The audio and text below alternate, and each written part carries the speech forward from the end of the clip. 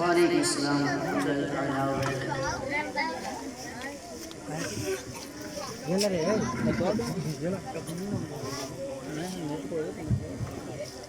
الحمد لله رب العالمين والعاقبة للمتقين والصلاة والسلام على سيد الأنبياء والمرسلين أما بعد فأعوذ بالله من الشيطان الرجيم بسم الله الرحمن الرحيم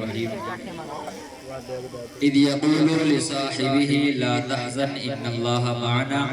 صدق الله العظيم وصدق رسوله النبي الأمين المبين المتين الكريم الرؤوف الرحيم ونحن على ذلك لمن الشاهدين والشاكرين والحمد لله رب العالمين۔ آئیے ہم اور آپ باقائے نامدار مدنی مدینے کے تاجدار دونوں عالم کے مالک و مختار جناب احمد مجتبی محمد مصطفیٰ صلی اللہ علیہ وسلم کی بارگاہ بیکس پناہ میں جھوم جھوم کر درود پاک کا نذرانہ عقیدت پیش کریں اور پڑھے بآواز برت اللہم صلی علی سیدنا مولانا محمد مبارک وسلم صلو علیہ صلاۃ و سلام علیک یا رسول اللہ صلی اللہ علیہ وسلم۔ برادران ملت اسلامیہ ابھی میں نے جس آیت کریمہ کی تلاوت کرنے کا شرف حاصل کیا ہے اذ یقول لصاحبہ لا تحزن ان اللہ معنا، جب اپنے یار سے فرماتے تھے کہ بے شک غم نہ کھا بے شک اللہ ہمارے ساتھ ہے۔ عاشق رسول نائب صدیق اکبر سرکار اعلیٰ حضرت عظیم البرکت مجدد دین و ملت الشاہ امام محمد رضا خان فاضل بریلوی رضی اللہ تعالیٰ عنہ ارشاد فرماتے ہیں کعبے کے بدر الدجا تم پہ کروڑوں درود، طیبہ کے شمس الضحیٰ تم پہ کروڑوں درود، اور کوئی غیب کیا تم سے نیہا ہو بھلا جب نہ خدا ہی چھپا تم پہ کروڑوں درود، کام وہ لے لیجئے تم کو جو راضی کرے ٹھیک ہو نام رضا تم پہ کروڑوں درود، سایہ مصطفیٰ مایہ مصطفیٰ عزو ناز خلافت پہ لاکھوں سلام، یعنی اس افضل الخلق بعد الرسول ثانی اثنین ہجرت پہ لاکھوں سلام، اصدق الصادقین سید المتقین چشم و گوش و زارت پہ لاکھوں سلام۔ برادران ملت اسلامیہ حضرت ابو بکر صدیق رضی اللہ تعالیٰ عنہ کا نام عبداللہ ہے، ابو بکر آپ کی کنیت ہے اور صدیق و عتیق آپ کا لقب ہے۔ آپ کے والد کا نام ابو قحافہ عثمان اور آپ کے والدہ محترمہ کا نام ام الخیر سلمہ ہے۔ آپ کا سلسلہ نسب ساتویں پشت میں ہمارے حضور پرنور مصطفیٰ کریم صلی اللہ تعالیٰ علیہ وسلم کے سلسلہ نسب سے مل جاتا ہے۔ آپ واقعی اپریل کے تقریباً 2.5 سال کے بعد مکہ مکرمہ میں پیدا ہوئے۔ برادران ملت اسلامیہ حضرت ابو بکر صدیق رضی اللہ تعالیٰ عنہ نے حضرت بلال رضی اللہ تعالیٰ عنہ کو بہت زیادہ قیمت پر خرید کر آزاد فرمایا۔ کافروں کو اس پر حیرت ہوئی اور یہ کہنے لگے کہ حضرت ابو بکر صدیق رضی اللہ تعالیٰ عنہ نے ایسا اس لیے کیا ہے کہ ان پر حضرت بلال رضی اللہ تعالیٰ عنہ کا کوئی بڑا احسان ہوگا جو حضرت ابو بکر صدیق رضی اللہ تعالیٰ عنہ نے حضرت بلال کو خرید کر آزاد فرمایا۔ اس پر یہ آیت کریمہ نازل ہوئی وَسَيُجَنَّبُهَا الْأَتْقَى الَّذِي يُؤْتِي مَالَهُ يَتَزَكَّىٰ وَمَا لِأَحَدٍ عِندَهُ مِن نِّعْمَةٍ تُجْزَىٰ إِلَّا ابْتِغَاءَ وَجْهِ رَبِّهِ الْأَعْلَىٰ وَلَسَوْفَ يَرْضَىٰ۔ اے ایمان والو، آیت مبارکہ میں ظاہر فرمایا گیا ہے کہ حضرت ابو بکر صدیق رضی اللہ تعالیٰ عنہ کا یہ کام صرف اور صرف اللہ تبارک و تعالیٰ کی رضامندی کے لیے تھا، کسی کے احسان کا بدلہ نہیں اور نہ ہی ان پر حضرت بلال رضی اللہ تعالیٰ عنہ کا کوئی بڑا احسان ہے۔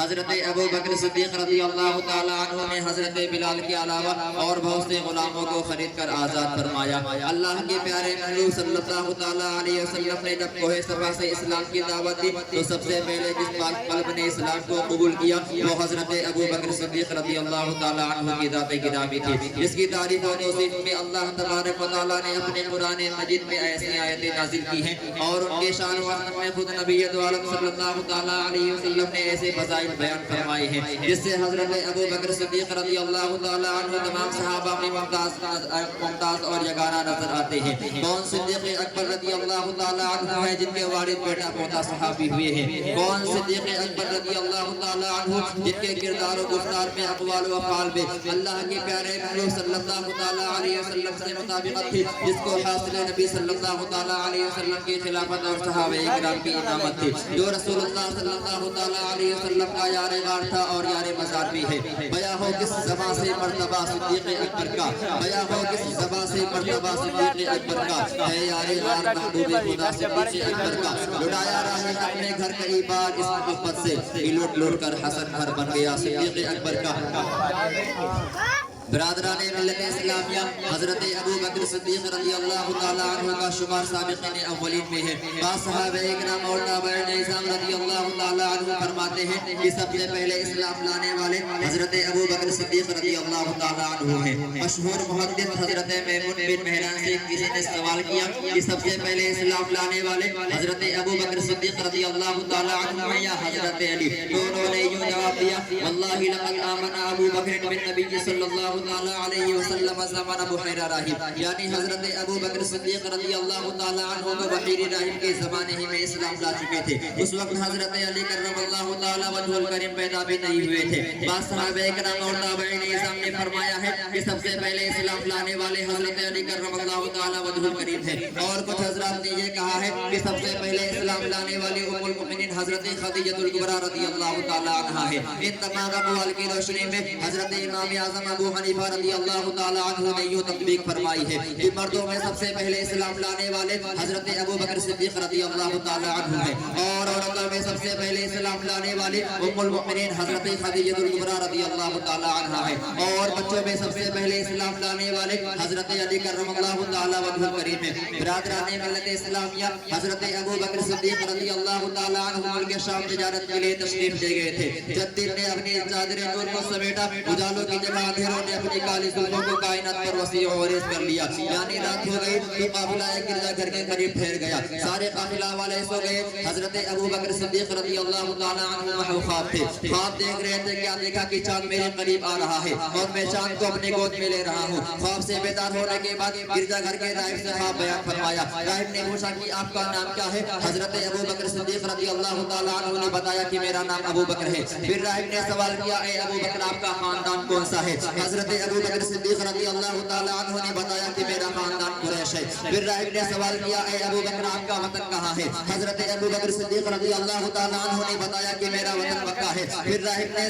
جواب دیا اے ابو بکر اگر آپ کا خواب سچا ہے تو اس کی تعبیر یہ ہے کہ نبی آخر الزمان صلی اللہ تعالیٰ علیہ وسلم آپ کے وطن مکہ اور آپ کے خاندان قریش میں مبعوث ہوں گے، اور آپ نبی آخر الزمان صلی اللہ تعالیٰ علیہ وسلم کے حیات ظاہری میں وزیر اور باطن میں خلیفہ ہوں گے، اور وہ نبی جب مکہ سے ہجرت فرمائیں گے تو دار طور میں قیام کریں گے اس حال میں کہ تمہاری گود میں ان کا سر ہوگا۔ بحیر راہب سے خواب کی تعبیر سننے کے بعد حضرت ابو بکر صدیق رضی اللہ تعالیٰ عنہ جب دارالحرم مکہ شریف پہنچے تو بارگاہ رسالت میں حاضر ہوئے اور عرض گزار ہوئے یا رسول اللہ صلی اللہ تعالیٰ علیہ وسلم مجھے کلمہ شریف پڑھائیے اور اسلام میں داخل کر لیجئے۔ کلمہ شریف پڑھا اور اسلام میں داخل ہو گئے۔ حضرت ابو بکر صدیق رضی اللہ تعالیٰ عنہ اسلام لانے کے بعد بارگاہ رسالت میں عرض کرتے ہیں یا رسول اللہ صلی اللہ تعالیٰ علیہ وسلم جو نبی اور رسول ہوتا ہے اس کو معجزہ عطا کیا جاتا ہے، کوئی معجزہ دکھا دیجئے تاکہ ایمان مضبوط ہو جائے۔ اللہ کے پیارے محبوب صلی اللہ تعالیٰ علیہ وسلم نے ارشاد فرمایا اے ابو بکر ملک شام تجارت کے لیے تشریف لے گئے تھے، رات کو سوئے خواب دیکھا، بحیر راہب سے خواب بیان فرمایا۔ راہب نے جو خواب کی تعبیر بتائی وہ میرا معجزہ نہیں ہے تو پھر اور کیا ہے؟ اے ایمان والوں قربان جائیے نگاہ نبی صلی اللہ تعالیٰ علیہ وسلم پر، یہ تشریف فرمائے مکہ شریف میں اور ملک شام کے خواب کو بیان فرما رہے ہیں۔ سرکار اعلیٰ حضرت عظیم البرکت مجدد دین و ملت الشاہ امام احمد رضا خان فاضل بریلوی رضی اللہ تعالیٰ عنہ ارشاد فرماتے ہیں جس طرف اڑ گئی دم میں دم آ گیا، جس طرف اڑ گئی دم میں دم آ گیا، اس نگاہ عنایت بلا کو سلام۔ برادران ملت اسلامیہ ام المؤمنین حضرت عائشہ صدیقہ رضی اللہ تعالیٰ عنہ ارشاد فرماتی ہے کہ ایک رات جو تاروں سے جگمگا رہی تھی، یعنی سارا آسمان تاروں سے بھرا ہوا تھا، میرے بستر پر مہتاب نبوت مصطفیٰ جان رحمت صلی اللہ تعالیٰ علیہ وسلم جلوہ کرتے۔ میں نے دربار کرم میں سوال کیا یا رسول اللہ صلی اللہ تعالیٰ علیہ وسلم آسمان میں جتنے تارے جگمگا رہے ہیں کیا اتنی نیکیاں آپ کی کسی صحابہ کی ہیں؟ زبان رحمت کھلی، مصطفیٰ جان رحمت صلی اللہ تعالیٰ علیہ وسلم نے ارشاد فرمایا عمر فاروق اعظم کی اتنی نیکیاں ہیں یعنی آسمان میں جتنے تارے جگمگا رہے ہیں۔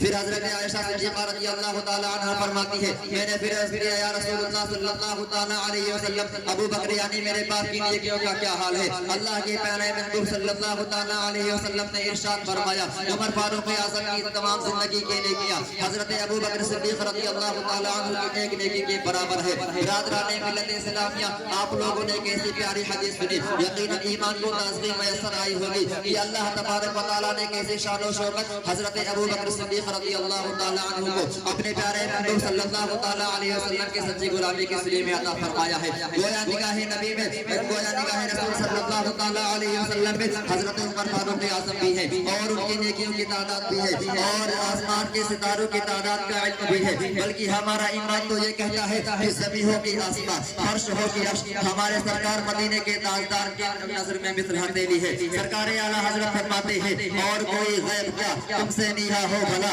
اور کوئی غیب کیا تم سے نیہا ہو بھلا، جب نہ خدا ہی چھپا تم پہ کروڑوں درود. ہم علیہ